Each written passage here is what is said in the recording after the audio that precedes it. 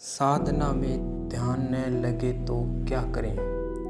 एक बार कबीर दास जी के पास एक साधक आया। अथाह विचलित मन की उदासी उसके चेहरे पर भी साफ मुखर थी। मुरझाया सा मुँह लेकर गुरु को प्रणाम कर वहीं बैठ गया। कबीर दास जी ने शिष्य की ओर अपनी दृष्टि घुमाई और उससे उसकी मायूसी का कारण पूछा। साधक बोला, गुरुदेव, आपने मुझे ब्रह्म ज्ञान की महान ध्यान साधना दी, लेकिन मैं क्या करूं महाराज। बहुत प्रयास करने पर भी मैं ध्यान नहीं लगा पाता।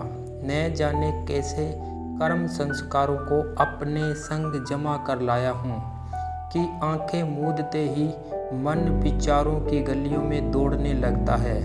मैं चाह कर भी इस मन को टिका नहीं पाता। मैं क्या करूं? कबीर दास जी बोले, दुखी मत हो वत्स।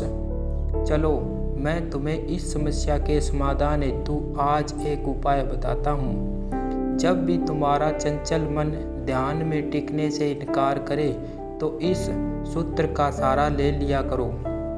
ध्यान मूलम गुरोर मूर्ति, अर्थात आंखें मूंदकर सर्वप्रथम गुरु की मूर्ति का ध्यान किया करो। उनके दिव्य स्वरूप की आभा में मन को रमाते हुए ध्यान की गहराइयों में उतर जाओ।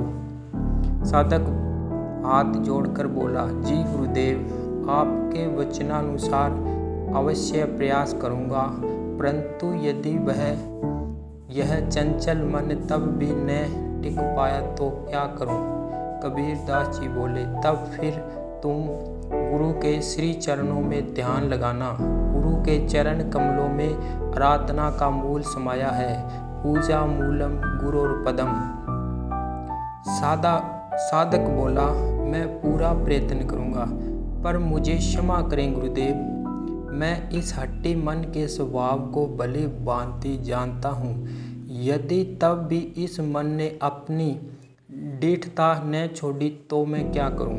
कबीर दास जी बोले, यदि तब भी मन न लगे तो फिर तुम उन वचनों का स्मरण करना जो कभी तुम्हारे गुरु ने तुमसे कहे हो, क्योंकि गुरु के वचन महामंत्र हुआ करते हैं। मंत्र मूलम गुरोर वाक्यम।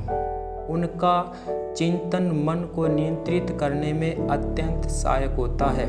साधक के चेहरे पर से उदासी के बादल काफी हद तक छंट चुके थे, किंतु अब भी निश्चिंता का सूर्य पूरी तरह उदित नहीं हुआ था। वह याचना भरे स्वर में बोला, मैं जानता हूँ यूं बार बार पूछना धृष्टता होगी, लेकिन इस पर भी यदि मेरे मन ने कोई चाल चली तब मैं क्या करूं महाराज। कबीर दास जी बोले, बुलंद स्वर में ऐलान कर उठे, तब फिर एक और महामंत्र चला देना। तब फिर एक और ब्रह्मास्त्र चला देना। शिष्य बोला, कौन सा ब्रह्मास्त्र प्रभु? कबीर दास जी बोले, तुम अपने मन को उन पलों की याद में भिगो देना जब जब गुरु ने तुम पर कृपा की हो, तुम्हें सहारा दिया हो। इस सूत्र को सदैव याद रखना कि गुरु की कृपा ही मोक्ष का मूल है। मोक्ष मूलम गुरोर कृपा, और ध्यान मोक्ष की सीढ़ी है। अतः ध्यान का आधार केवल और केवल गुरु की कृपा है। गुरु कृपा ही केवलम, इसलिए उनसे उनकी कृपा के लिए प्रार्थना करना।